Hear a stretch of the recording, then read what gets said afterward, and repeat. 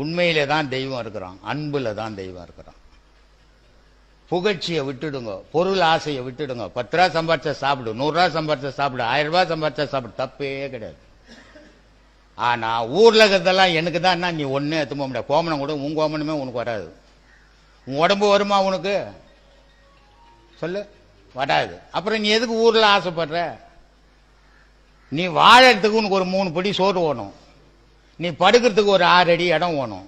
அது இருந்தா போதாதா? 32 ஊட வாங்கி என்ன பண்ண போற? நீ சொல்லுவான் நல்ல வாயம் சம்பாரிச்சு நார வாயம் தொண்ணு பார்க்கறான். நீ அத்தை இதை பண்ணி ஊர்த்தாலியெல்லாம் அறுத்து கட்டி வச்சீங்கன்னா உனக்கு சம்பந்தமே இல்லாத வந்து அதை எடுத்துன்னு போவான்.